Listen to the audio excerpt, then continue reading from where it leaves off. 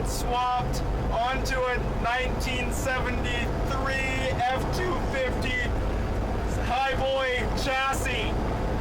Probably the cheapest one in the US. I bought it for $1,250. I'm driving it for the first time. Yeah!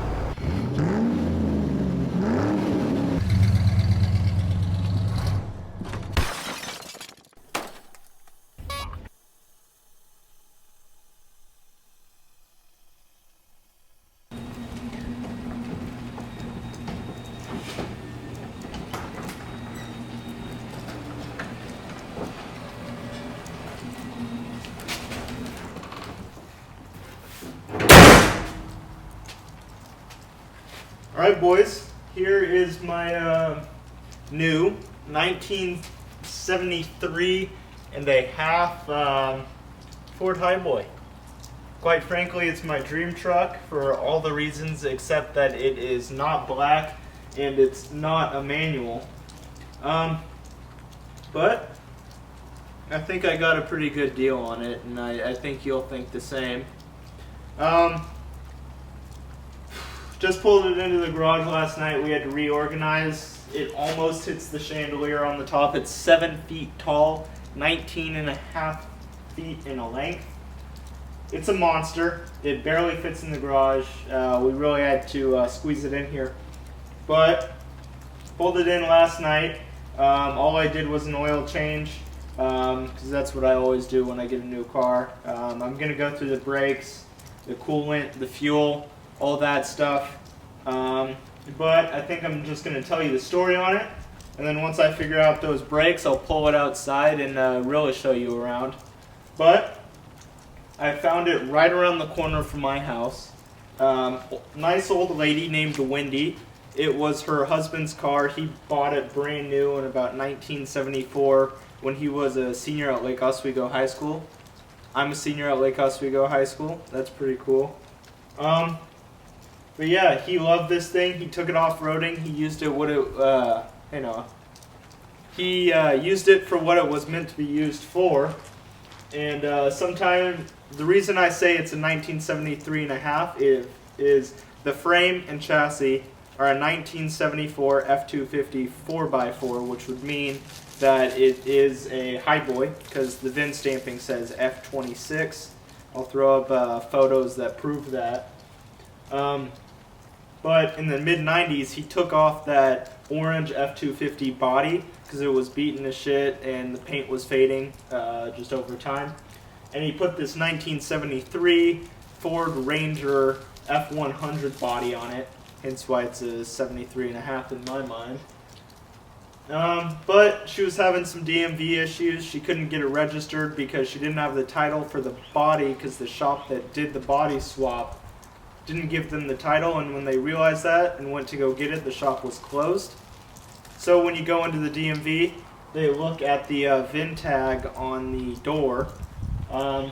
So I'm hoping that I won't have to lift the body up or cut the floor out to show the VIN stamp on the frame that's under the cab.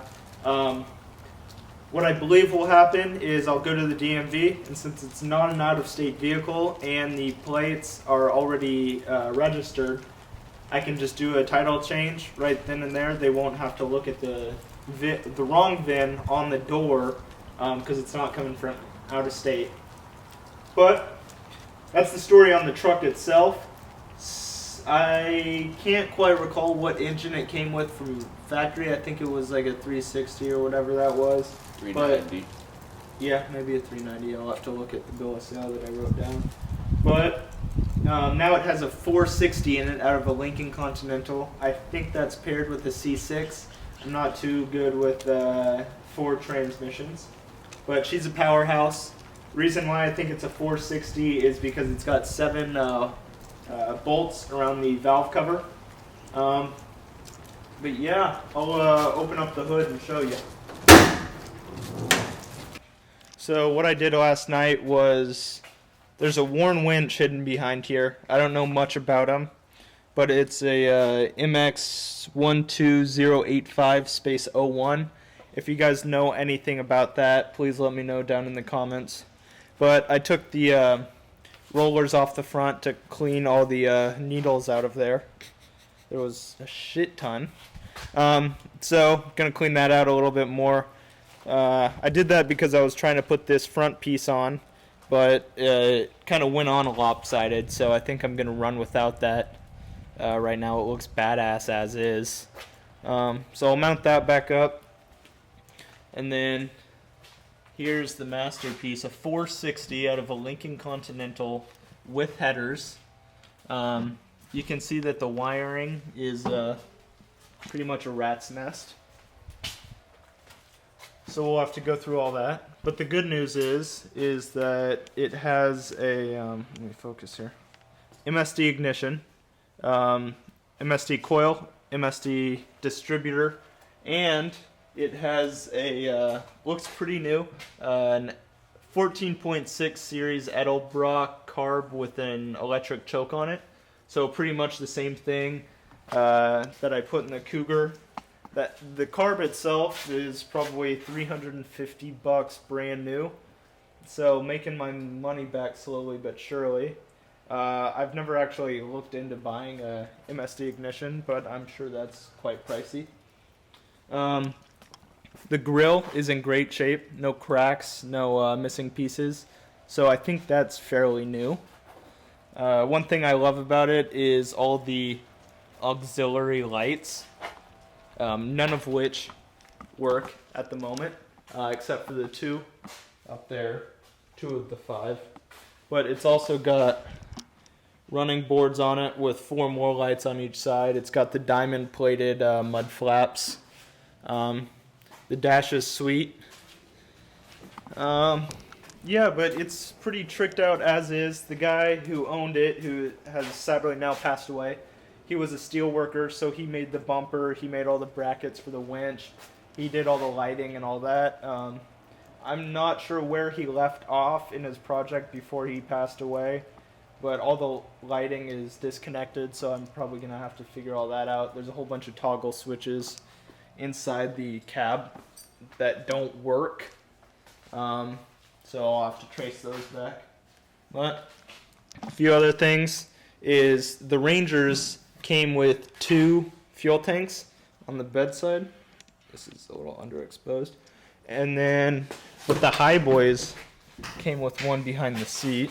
Can't really see in here, sorry.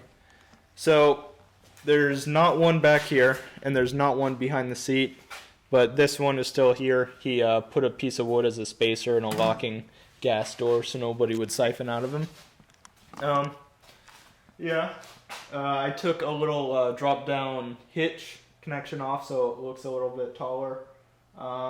It came with dune poles that are probably like 15 feet tall. Yeah. So I'm gonna stick those back on. I mean, right there, that's 8 feet, so like 8.5 feet for an antenna. Yeah. Has a second winch in the bed. I think it might be seized. Who knows? But, I mean, that's all that I'm going to show you guys while it's in the garage. You guys, I'm sure you know how to bleed brakes unless you're a neckbeard that just sits behind his computer all day and watches my videos and writes hate in the comments. But I don't think I'll film the brakes, but I will get it good enough to roll out of the garage and show you a little bit more about it. I drove it all the way from my house to Noah's house the other day, so that's about a 15-minute drive.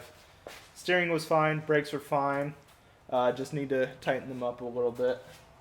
So we're going to do that. Alright, I'm going to start her up and pull her out of the garage and show you guys a better look around her while it eats on some berryman that I dumped into the fuel tank. So hopefully my camera doesn't die.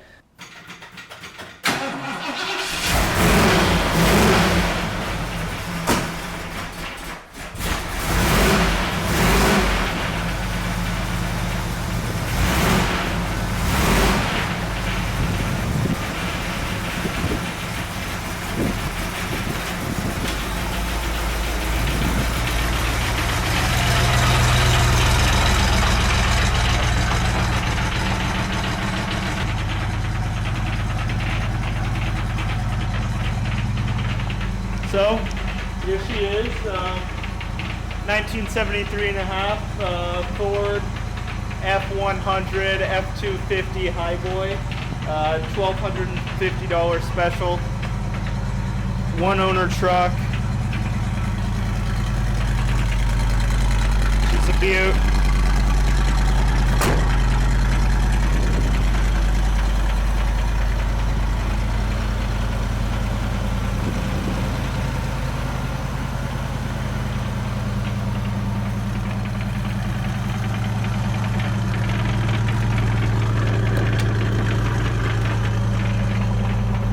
Here's all the switches that don't work. There's one more over there. CB radio, not wired in.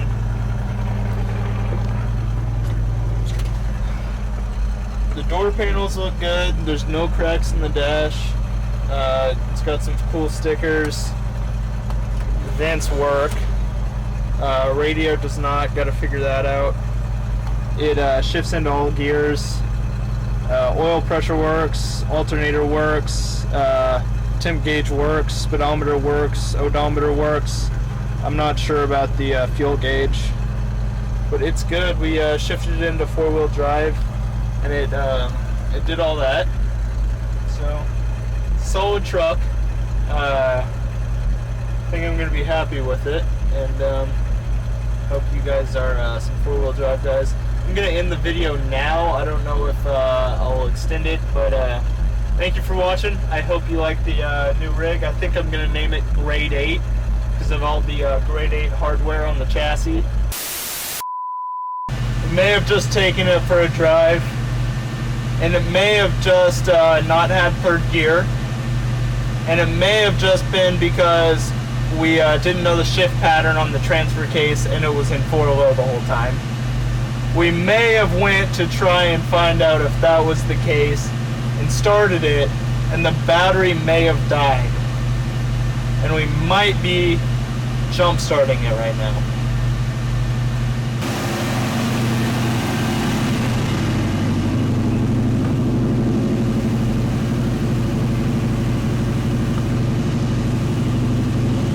We'll keep you updated.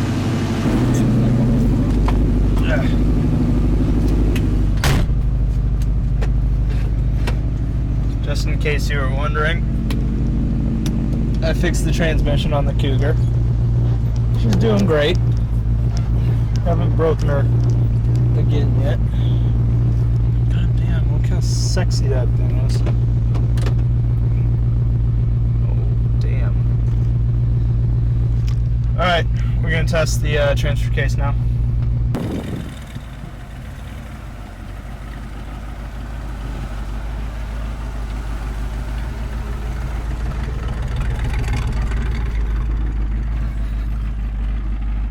Alright, so I was being dumb again, and so down here on the shifter, we had it all the way forward, which is actually 4 low, and then neutral, and then 2 low, and then 4 high. Too high. 2 high, yeah. So it needs to be in 2 high. We were just being dumbasses. It would shift into second at 10 miles an hour. Now it shifts into second at 20, and then like into third at 35 or whatever. So we're all good. But still, I'll probably check all the vacuum lines, drain the trans fluid, and replace the filter, just because it would be good maintenance. So we took it down Noah Street about half a mile, and now we're gonna turn around and I think this is gonna be it. Alright boys, I know I'm ending the video for probably the 3rd or 4th time now, but you know, there wasn't a whole lot to do on this thing besides have fun with it and, you know, do the basics. So I did that. You can see on the passenger side I took Windex from basically the trim line down and shined it up, because this is all still mossy. But did that, so the paint turned out pretty well. So I'll have to wash the whole body. Gonna have difficulty with the wheels and tires because they're very old and dry rotting. Except they came stock with 16.5. Nobody makes those anymore, so I got to bump it up and find an 8-lug 17. We went to the junkyard yesterday. I got a gun rack for the rear window, so I'm going to put that in.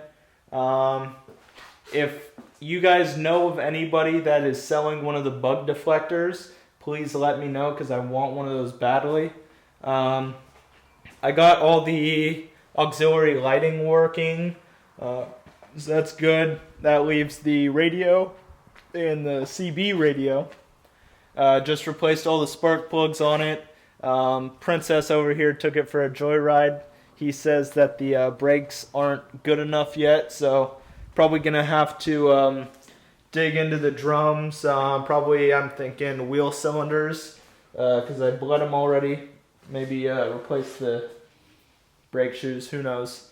That might be a video in its own. But really, there's not much to do with the thing.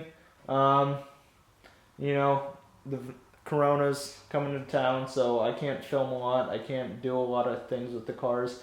I was planning on maybe 1 or 2 videos at the Roadster show with the Cougar, but that got canceled. You know, Noah's not doing a whole lot on the T-Bird. I think he's about to go get it painted. So really, there's not a lot I can do right now. That's why I haven't been uploading too much, but let me know what you guys want to see, and thanks for watching, boys.